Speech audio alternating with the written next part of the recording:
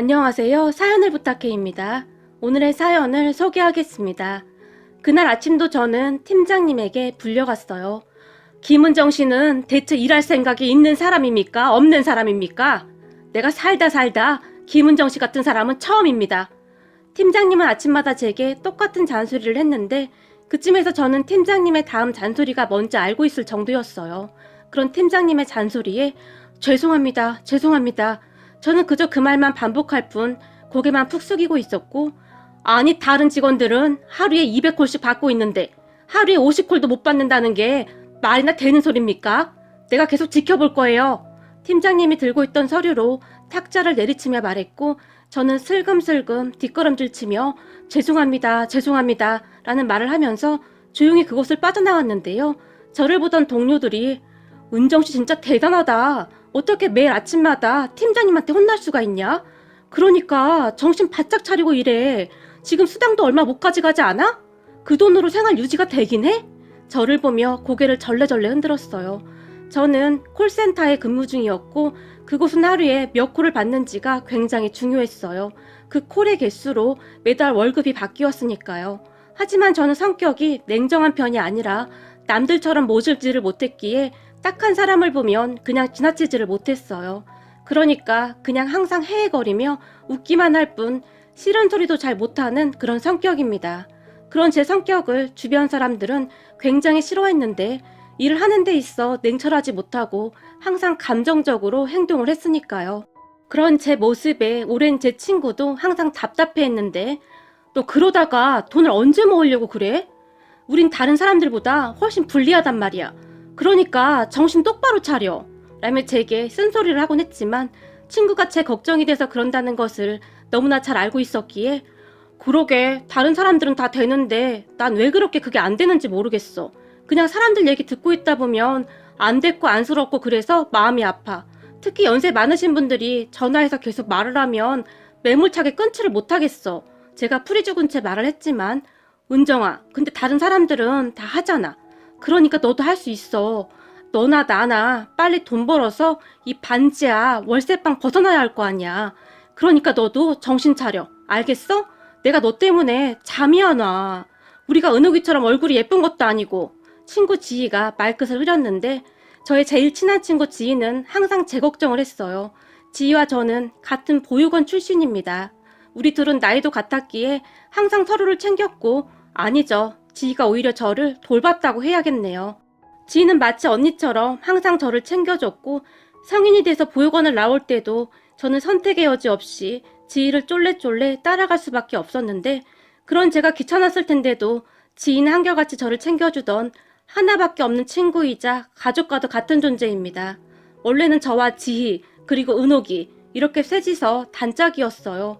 우리는 보육원에서 나와 같이 자취를 하면서 지냈는데 은옥이는 얼굴이 정말 예뻤고 계약직으로 취업한 공장 사장 아들이 은옥이에게 반해서 곧 결혼까지 하게 되었어요. 결혼한 뒤 은옥이는 정말 많이 바뀌어 갔어요.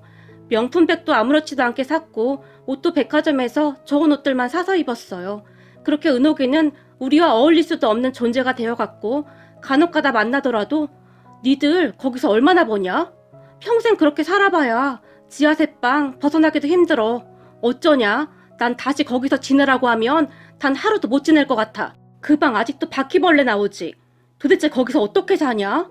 우리 아파트는 말이야. 햇빛이 얼마나 잘 드는지 햇빛 쨍쨍할 때 베란다에 앉아서 모닝커피 마시면 아주 장난 아니야. 라며 자랑하기 바빴어요. 하루는 코 세우는 수술하고 와서는 이거 얼마짜린 줄 아냐? 엄청 유명한 의사한테 해서 티도 안 나지. 라며 자랑을 하기도 했는데 그런 은옥이를 지희와 저는 불편해했지만 은옥이는 한 달에 몇 번씩 우리를 찾아와서는 속된 말로 하자면 염장을 지르다 갔어요. 은옥이는 그렇게 잘 산다고 자랑이란 자랑은 다 하고 다녔음에도 우리에게 커피 한 잔을 안 사줄 정도로 인색했는데요. 어느 날은 우리가 살고 있던 지하세방 주인이 보증금을 올려달라고 했는데 무려 1,000만 원이나 더 올려달라고 했어요. 그런데 지희와 제가 돈을 벌어봤자 생활비에다 월세에다 정말 빠듯하게 살고 있었기에 모아놓은 돈으로는 부족할 수밖에 없었고 급한 마음에 지희가 은옥이에게 전화를 했던 모양입니다. 은옥아, 내가 진짜 이런 부탁 하고 싶지가 않은데 정말 급해서 그런데 우리 집주인이 보증금을 올려달라고 하거든? 근데 우리가 그동안 모아놓은 돈이랑 현금 서비스까지 받았는데도 한 100만 원 정도가 부족하거든. 네가 좀 빌려줄 수 있어? 그럼 내가 2달로 나눠서 꼭 갚을게. 아니면 우리 보고 나가라고 하는데 너도 알다시피 우리가 갈 곳이 없잖아. 라며 지희가 부탁을 한 모양인데요. 그런 지희의 말을 듣던 은옥이가 아니 니들 월급 받는데 그 100만 원이 없다고? 그게 말이 되냐? 니들 내가 돈 많다고 나한테 빌붙으려고 하나 본데 그거 습관이야. 뭐든지 알아서 해결하는 습관을 가져야지. 그럼 앞으로 이럴 때마다 맨날 나한테 연락하겠네? 정색까지 하면서 말을 했다고 합니다. 하지만 마음이 급했던 지희가 저기 내가 다른 거면 너한테 연락도 안 했지. 그런데 그 보증금 없으면 은정이랑 나랑 어디 갈 데도 없어서 그런 거잖아? 앞으로 절대 이런 부탁 안 할게. 너도 알다시피 우리가 어디 말할 사람도 없잖아. 부탁할게. 은옥이에게 다시 사정사정을 했던 것 같았어요. 미안한데 난 돈 없어. 그리고 니들도 정신 똑바로 차려. 어떻게 돈 100만 원이 없어서 그럴 수가 있냐? 한심하다 한심해. 은옥이가 지희에게 단호하게 말을 했다고 합니다. 그런 은옥이와 전화 통화 후 지희가 저 몰래 정말 많이 울었다고 하는데요. 그래도 셋이서 정말 친한 친구라고 생각을 했었는데 돈 앞에서 그렇게 냉정하게 행동하는 은옥이를 보며 상처를 많이 받았다고 하네요. 은옥이와 통화 후 마음이 급해진 지희는 고민하다가 같이 공장에 다니던 언니에게 전화를 했다고 하는데요. 언니 정말 죄송한데요. 주인집 아줌마가 3달 전에 보증금을 1,000만 원이나 올려달라고 하는데 이것저것 다 하고 카드 현금 서비스까지 받아서 준비를 했는데도 한 100만 원 정도가 부족한데요. 빌려주시면 제가 금방 갚을게요. 정말 죄송해요. 라며 눈물까지 흘리며 부탁을 했던 모양입니다. 지희는 자존심이 굉장히 강한 친구였어요. 그래서 웬만하면 부탁을 하는 성격이 아니었기에 얼마나 고민하다 연락을 했을지 상상이 되더라고요. 그런 지희의 성격을 잘 알고 있던 그분이 선뜻 돈을 빌려주셨고 우리는 보증금을 올려주고 재계약을 할 수 있었어요. 그 뒤 지희는 돈을 모으는데 아주 집착을 하게 되었는데요. 추운 겨울에도 난방비를 아끼겠다며 전기장판 외에는 보일러도 켜지 않았어요. 지희야, 나 너무 추운데? 제가 투정을 부리면 너 잊었어? 무조건 돈이 있어야 해. 내가 그때 얼마나 무서웠는지 알아? 100만 원이 없어서 우리 길거리에 나 앉을 뻔했었잖아. 이게 무슨 그지 같은 경우냐고. 지희가 눈에 눈물까지 그렁그렁한 채 말을 했고 알았어. 그러니까 울지 마. 네가 울면 나도 무섭단 말이야. 제가 지희를 꼭 안아줬어요. 그런 저를 꼭 안아주던 지희가 내 말 잘 들어. 우린 아파서도 안 되니까 밥 잘 먹고 건강해야 해. 알았어? 이 세상에 너랑 나밖에 없잖아? 그러니까 우리 서로 절대 헤어지지 말고 이렇게 살자. 돈 좀 있다고 그딴 식으로 행동하는 은옥이 그건 내가 나중에 가만 안 둘 거야. 라는 말을 하곤 했어요. 지희 말대로 은옥이는 정말 인정머리가 없었는데 그 뒤 우리에게 한동안 연락 한 통 없었어요. 하지만 한 달 정도가 지나니까 또다시 우리를 찾아와서는 지 자랑을 해대기 바빴고 그런 은옥이를 보던 지희가 저기 앞으로 우리 찾아오지 마. 가만 보면 우리 보면서 네가 뭐라도 되는 마냥 그런 기분이 드는가 본데 우린 너하고 그렇게 노닥거릴 시간 없거든? 그러니까 우리 찾아오지 마. 정말 무섭게 노려보며 말을 했어요. 야, 너 그때 돈 안 빌려줬다고 그러는 것 같은데 친구끼리는 원래 돈 거래하는 거 아니야. 그러다가 완전 서로 등질 수도 있다니까? 라는 말을 했지만 우린 널 친구로 생각하지도 않아. 그러니까 앞으로 우리 찾아오지 마. 너 같은 부잣집 사모님하고 우리가 어울리기나 하냐? 지희가 은옥이를 노려보며 비아냥대기 시작했어요. 그리고 그런 지희의 말을 듣던 은옥이가 사실 나도 니들 친구로 생각하지도 않았어. 야, 친한 친구 결혼식에 와서 10만 원씩 축의금하는 게 친구는 무슨 친구냐? 내가 쪽팔려서 남편한테 말도 못하겠어. 그리고 우리 남편도 니들이랑 계속 만나는 거 싫어해. 그래도 내가 계속 만나주고 있는 건데 고마운 줄도 모르고 오히려 난리네. 사실 나 같은 사람하고 니들이 어울릴 기회나 있겠냐? 그러니까 고마운 줄이나 알아. 은옥이도 지지 않고 지희에게 소리를 질러댔어요. 그러니까 우리도 너 필요 없으니까 우리 찾아오지 말라고. 지희가 다시 소리를 질렀고 찐따끼리 잘들 노는구만. 그리고 내가 한마디만 더 하고 싶은데 콜센터에서 돈도 쥐꾸리만큼 벌어오는 저런 찐따 데리고 있어봐야 너한테 도움될 게 하나도 없어. 그러니까 너도 정신 차려. 너 언제까지 지하세빵이나 전전할 거냐? 그쯤에서 은옥이가 막 나가기 시작했고 그런 은옥이의 말을 듣던 지희가 앞에 있던 물컵을 들어서 은옥이 얼굴에 확 뿌려버리며 너 말 함부로 하지 마. 찐따? 웃기는 소리 하고 있네. 하루아침에 부잣집에 시집가니까 아주 배는 게 없나 본데 은정이야 나는 가족이야. 근데 가족을 등지는 사람도 있냐? 넌 인간도 아니야. 앞으로 우리한테 연락하지 마. 라며 지희가 제 손을 끌고 그곳을 나와버렸어요. 그리고 그리고부터 지희는 돈을 벌기 위해 눈이 시뻘개졌지만 사실 우리가 아무리 노력한다고 해도 한계가 있었어요. 그랬으니 제가 콜센터에서 일을 하고 돈을 제대로 가지고 오지 못할 때마다 지희는 굉장히 답답해했고 저도 그런 지희의 마음을 모르는 게 아니었지만 성격이라는 게 하루아침에 바뀌는 게 아니었기에 저도 많이 힘이 들었어요. 하지만 지희도 정말 대단했던 것이 아침마다 제게 은정아, 오늘은 집중해서 전화 잘 받고 고객이 다른 소리 하면 죄송합니다 고객님 이라고 말하고 도중에 말 끊어야 해. 알았지? 라며 제게 반복적으로 말을 해줬어요. 그런 지희의 말을 들을 때마다 알았어 최선을 다할게 라며 출근을 했지만 고객의 전화를 받고 나면 그러지를 못했는데요. 아침에 출근을 하게 되면 팀장님한테 혼부터 나게 일쑤였고 그렇게 자리에 앉아서 업무를 시작하게 되면 반갑습니다 고객님 무엇을 도와드릴까요? 저기 내가 카드를 분실했는데 네 고객님 분실 신고 도와드리겠습니다 라며 안내를 했는데 전화를 걸어온 여성 고객이 어제 상견례 때 식당에서 사용하고 더 사용된 게 있나요? 라며 제게 물었고 아니요 땡땡 식당에서 사용하신 후에 더 이상 사용 내역은 없습니다 라고 말을 했는데 그래 다행이구만. 근데 그 상견례에서 예비 바깥사통 성질이 보통이 아닌 것 같아. 눈이 쪽 째진 게 영 마음에 안 들어. 내가 그렇게 반대했는데 그 이쁜 거에 미쳐서는 저지랄을 하고 결혼한다고 그러니 그래서 내가 어제 정신이 없어서 카드를 잃어버린 것 같구만. 근데 아가씨는 결혼했어요? 고객이 제게 물었고 아니요 저는 아직 결혼 안 했습니다 라며 제가 그만 전화를 끊으려고 했는데요. 아이고 목소리가 아주 참한 게 며느리감으로 딱이구만. 왜 아직 결혼을 못했을까? 고객이 물어왔고 아, 네 감사합니다 라고 제가 대답을 하면서 또다시 긴 대화가 이어지곤 했어요. 그러다가 정말 힘들게 전화를 끊고 다른 전화가 걸려왔는데 이번에는 할아버지 고객이었는데요. 내가 카드를 잃어버렸는데 빨리 신고 좀 해줘봐. 아무리 찾아도 없다니까. 네 고객님, 고객님의 소중한 정보를 위해 몇 가지만 여쭙고 신고해드리겠습니다. 아이고 정보고 나발이고 빨리 신고 좀 해달라고. 그런 할아버지 말에 제가 급하게 본인 확인을 하게 되었고 근데 누가 내 카드를 쓴 게 아닌가 몰라? 저기 땡땡 편의점에서 마지막으로 사용되었는데 혹시 편의점에 가신 적이 있으신가요? 제가 물었어요. 난 편의점 안 갔는데 누가 내 카드를 가져다 쓴 거구만. 내가 그것을 꼭 잡아야 쓰겠구만. 근데 거기서 뭐 샀어? 할아버지 고객이 물었고 저희는 품목은 알 수 없고 구매 시간이랑 위치만 알 수 있습니다. 내가 저거 꼭 잡아서 깜빵에 쳐넣을 거구만. 그러게요 고객님. 세상을 왜 그렇게 산대요? 모든 대화는 항상 그렇게 시작이 되었고 그러다 보면 시간 가는 줄 모르고 통화를 하고 있었어요. 그러다 보니 회사에서 맨날 혼나는 것이 일상이 되었고 저는 늘 죄인 마냥 그렇게 살고 있었어요. 그때쯤은 콜센터 일이 제 적성에 안 맞는 것 같다. 뭐 그런 생각까지 하고 있었는데요. 어느 날 나이 지긋하신 할머니 한 분이 제게 연결이 됐어요. 반갑습니다 고객님. 무엇을 도와드릴까요? 여보세요? 내가 너무 속상해서 눈에 보이는 대로 전화를 해봤는데 이것저것 눌렀더니 이리로 연결됐구만. 고객님 카드 분실하셨어요? 빠르게 도와드릴게요. 카드는 있는데 아파서 전화했어. 네? 아프시면 119에 전화를 하셔야 하는데 어디 많이 아프신 거예요? 순간 제가 놀라서 물었는데요. 아니 많이 아픈 건 아니고 그냥 답답하면 가슴이 막 아프고 그래. 그래서 약은 먹었어.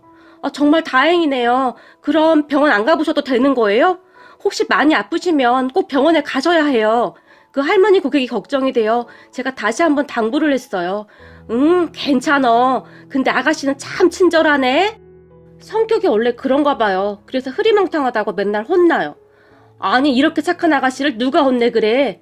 그렇게 할머니 고객과 또다시 통화가 길어졌고 얼마 후에 할머니 고객이 제 이름을 물어봐서 알려드렸는데 문제는 그 할머니 고객이 매일같이 콜센터에 전화를 해서 저하고만 상담을 요청했어요. 그 바람에 그 할머니의 전화를 받느라 실적이 더 안 좋아져갖고 어느 날은 고객님 저 오늘도 엄청 혼났는데 곧 여기서 잘릴 수도 있어요. 아무래도 콜센터는 제 적성에 안 맞는 것 같아요. 라며 하소연을 하기에 이르렀고 아이고 세상에 그렇게 몰인정한 인간들이 다 있어 그래? 라고 말씀하시더니 어느 순간 일찍 세상을 떠났다던 그분의 아드님 이야기를 듣게 되었어요. 아들이 어렸을 때부터 공부도 잘해서 정말 열심히 뒷바라지를 했다는데 하루아침에 할머니 곁을 떠났다고 하시면서 눈물까지 흘리셨어요. 그런 할머니의 말에 저도 너무나 마음이 아파서 같이 눈물을 흘리고 말았어요. 그러다가 할머니에게 제 이야기도 하게 되었고, 아이고, 그렇게 어려운 환경 속에서도 아주 잘 컸구만 그래. 아주 훌륭해. 라며 칭찬을 해주셨고, 어느 날은 제가 고객님, 어쩌면 저 회사 관둘 수도 있을 것 같아요. 저도 더 이상 회사에 민폐 끼치면 안 될 것 같기도 하고, 그리고 제 적성에도 안 맞는 것 같기도 하고, 근데 하루 벌어 하루 먹고 사는데 큰일이네요. 회사 그만두면 당장 방세랑 생활비도 걱정인데 제 친구가 괜히 저 때문에 또 고생하게 생겼네요. 그러니까 할머니 자꾸 저한테 전화하시면 안 돼요. 라며 제가 한숨을 쉬었어요. 그래? 그럼 아가씨가 회사 그만두면 난 누구랑 연락하고 지내나 그래?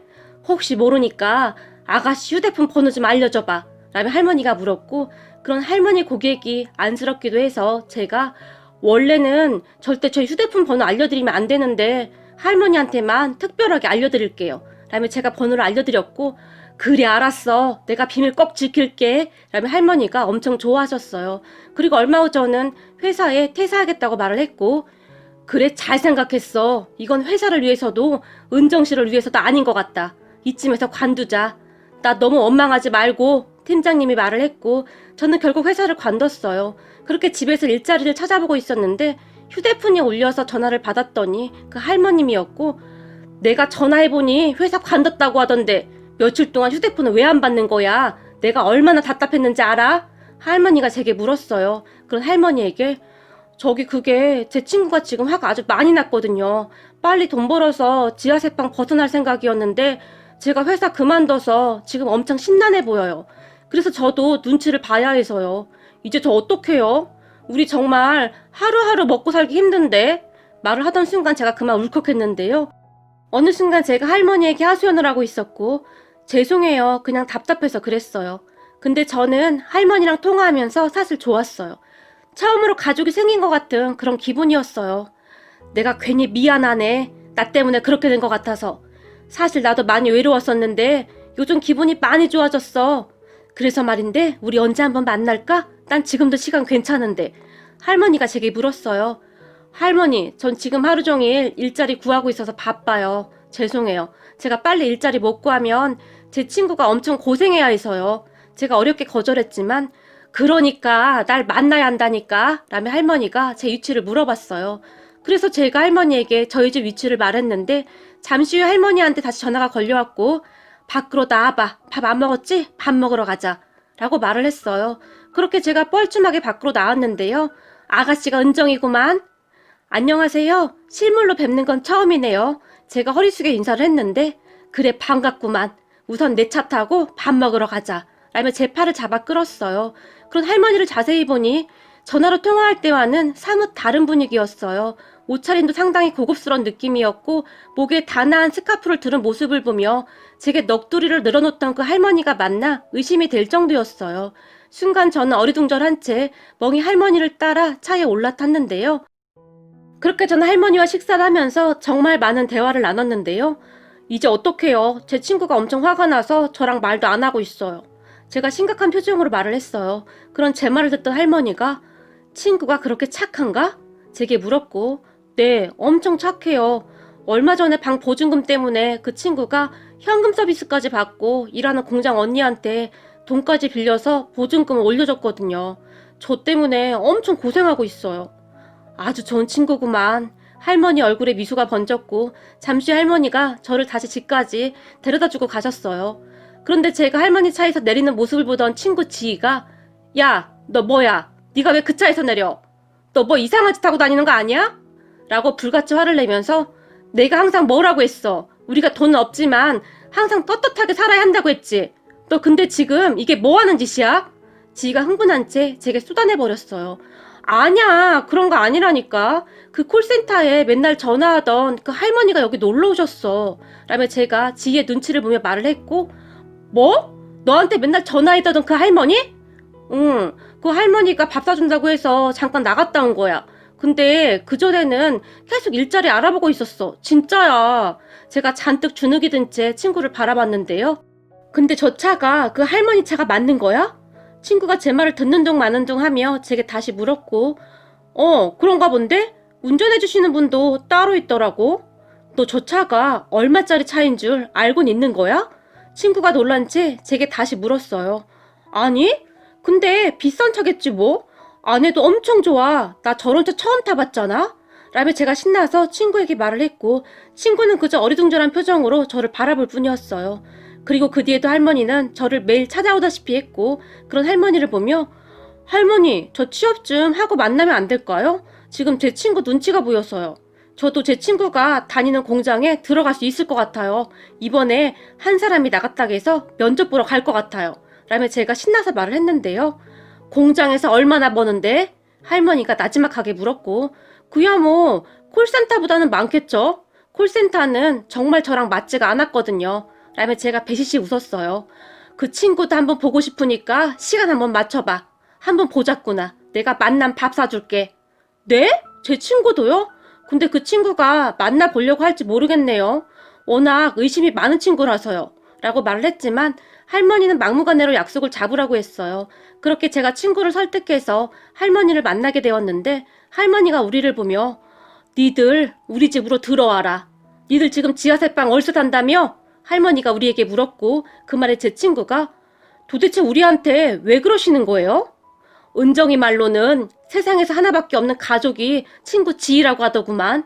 내가 은정이를 수양딸 삼을 생각하고 있었는데 가족을 내버려 두고 오라고 할 수도 없잖아. 그러니까 같이 오라는 말이야. 할머니가 지희와 저를 번갈아 가며 바라보다가는 나도 가족 하나 없이 외로운 사람이고 니들도 외로운 사람이고 서로 외로운 사람들끼리 한번 잘 살아보자는 그 말이야. 라는 말을 했고 친구 지희가 그런 할머니를 의심스러운 눈빛으로 바라봤어요. 나 이상한 사람 아니야. 그럼 나랑 같이 우리 집에 한번 가볼 텐가? 할머니가 지희와 저를 번갈아 바라봤고 진짜요? 할머니 집 구경 가는 거예요? 제가 신나서 물었지만 지희가 그런 제 등짝을 내리치며 모르는 사람 집에 함부로 가면 안 돼. 정신 좀 차려. 라며 저를 째려봤지만 모르는 사람 아니야. 할머니 엄청 좋으신 분이야. 그렇죠 할머니. 제가 할머니를 보며 활짝 웃었어요. 그런 제 말에 할머니가 괜찮아. 나 진짜 이상한 사람 아니라니까. 내가 그동안 우울증 때문에 약이 없으면 잠도 잘 못 잘 정도였는데 여기 은정이 만나고부터 약이 없어도 잠을 잘 잔다니까. 사실 말이야. 나도 좀 편히 살고 싶어서 그런 생각을 한 거야. 니들이 옆에 같이 있으면 나도 좋고 서로 나쁠 것도 없을 것 같은데. 할머니가 다시 웃으며 지희와 저를 번갈아 가며 바라봤어요. 그렇게 우리는 할머니 집에 따라갔는데 할머니 집을 보던 지희와 저는 눈이 휘둥그레지고 말았어요. 집이 어마무시하게 좋았고 집안도 아주 으리으리했어요. 거기다 집안일을 도와주시는 아주머니도 계셨고 그렇게 우리는 한 며칠간 할머니 집을 왔다 갔다 했고 어느 순간 지희도 할머니에게 홀린 것 마냥 우리 거기 가서 살까? 그럼 할머니도 외롭지 않고 우리도 좋고 그런 거잖아? 라며 제게 물었어요. 물론 저는 그날 바로 들어가고 싶은 심정이었기에 신나서 고개를 끄덕였고요. 그때 우리는 할머니 집에 들어가서 살게 되었는데 니들 공장도 이제 그만두고 공부해라. 내가 돈이 많긴 하지만 난 니들한테 공짜로 뭘 해줄 생각은 없거든? 그러니까 니들도 공부로 나한테 보답해. 라며 할머니가 우리 둘을 바라봤어요. 공부요? 무슨 공부요? 지희가 놀라서 물었고 니들 나이 때는 다들 공부할 때 아니냐. 그러니까 공부해서 대학도 가고 해서 나중에 나한테 받은 거 갚으란 말이다.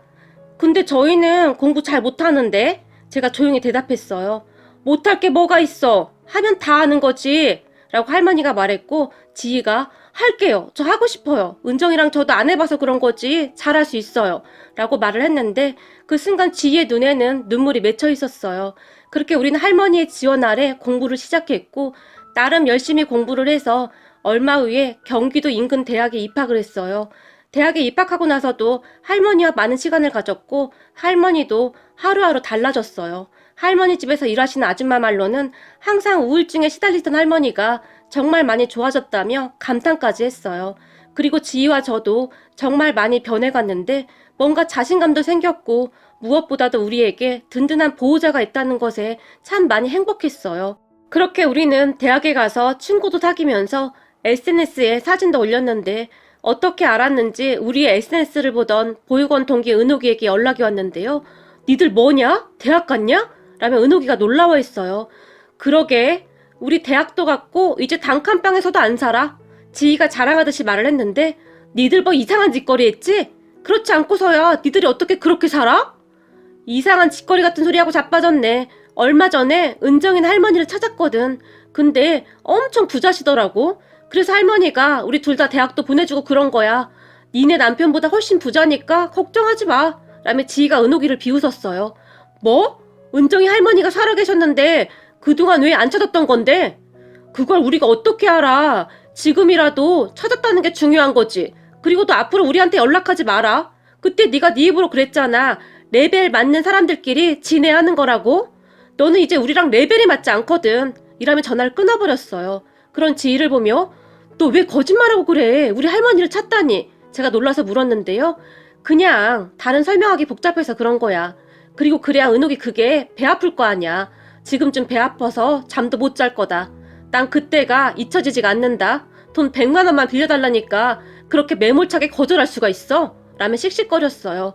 그 뒤에도 우리는 할머니를 모시고 잘 살고 있었고 할머니는 혼자 아들을 키우면서 어렵게 사셨다고 했는데요. 젓갈 장사를 시작으로 돈을 좀 버셨다는데 돈을 벌 때마다 건물에 투자를 하셨고 나중에는 정말 큰 부자가 되셨다고 하셨어요. 어차피 저 세상 갈 때 돈 싸지머지고 갈 것도 아니고 내가 니들한테 이리하면 니들도 좋고 나도 좋은 거 아니겠냐. 나한테 자식이 있냐 가족이 있냐. 저 세상 가기 전에 나도 좋은 일 한번 하다 가면 좋은 거 아니겠냐. 라며 온화한 표정으로 웃으셨어요. 그러다 어느 날 은옥이한테 전화가 왔는데요. 남편이랑 시댁에서 나 내쫓으려고 작정을 한 것 같아. 지금 유명한 변호사 고용하고 난리인데 난 지금 돈이 하나도 없어서 어떻게 해야 할지 모르겠어. 네가 나 돈 좀 빌려줘라. 내가 꼭 갚을게. 라며 제게 돈을 빌려달라고 하더라고요. 니네 할머니 부자잖아. 그 정도는 해줄 수 있는 거 아니냐? 그래, 우리 할머니 부자지. 근데 너 같은 애들한테 빌려줄 돈은 한 푼도 없어. 그때 지희가 100만 원 빌려달라고 할 때 네가 지희한테 어떻게 했냐? 너 인생 그렇게 사는 거 아니야. 그래놓고 나한테 전화해서 돈 빌려달라고 하는 게 지금 말이나 되는 소리냐? 너 빌려줄 돈 없으니까 앞으로 연락하지 마. 아마도 그때가 제 인생에서 제가 처음으로 단호하게 거절했던 것이 아니었을까 싶네요. 그 뒤 은옥이는 남편에게 위자료도 얼마 못 받고 쫓겨났다고 하는데 시어머니가 여자를 소개해줬다는데 꽤 돈 많은 집 딸인가 봐. 학벌도 좋고. 그래서 작정하고 그렇게 한 것 같아. 나 이제 어떻게 해? 나도 니네 할머니 집에 가서 같이 살면 안 되는 거야? 나 좀 도와줘라. 라며 제게 울먹이며 전화를 했는데 통화 중이던 제 휴대폰을 지희가 빼앗더니 야, 넌 양심도 없다. 네가 어떻게 했는데 지금 우리한테 전화를 하고 난리냐? 네가 뭔데 할머니 집에 와서 지내겠다는 소리를 해. 웃기는 소리 하지도 마. 그때 100만 원만 빌려달라고 할 때 네가 우리한테 어떻게 했냐? 그러니까 다시는 연락하지 마. 지가 흥분한 채 전화를 끊어버렸어요. 그 뒤 은옥이는 시댁에서 이혼당하고 지하세방 얻을 돈 정도만 가지고 나왔다는데 더 기가 막혔던 것은 그동안 혼인신고도 하지 않고 살았다네요. 결혼할 당시부터 은옥이 시댁에서는 은옥이를 못마땅하게 여겼다는데 아주 작정을 하고 혼인신고도 못하게 했던 것 같아요. 은옥이 시댁에서는 은옥이 남편이 은옥이에게 얼마 안 가서 질릴 것을 미리 알고 있었던 것이 아니었나 싶네요. 결국 은옥이는 개털이 된 채로 쫓겨났고 작은 공장에서 3교대로 근무를 한다고 합니다. 그러니까 마음 심보를 굳게 썼으면 얼마나 좋았을까 하는 생각을 해봅니다. 그리고 우리는 이제 정말 가족처럼 그렇게 지내고 있는데요. 할머니는 정말 좋은 분이세요. 특히 명절이 되면 할머니와 우리 모두 그렇게 행복할 수가 없어요. 송편도 빚고 전도 만들고 하면서 웃음소리가 끊이질 않고 있답니다. 할머니 항상 건강하세요. 이제는 우리가 할머니 지켜드릴게요. 오늘의 사연은 여기까지였습니다. 즐겁게 보셨다면 구독, 좋아요 부탁드립니다. 고맙습니다.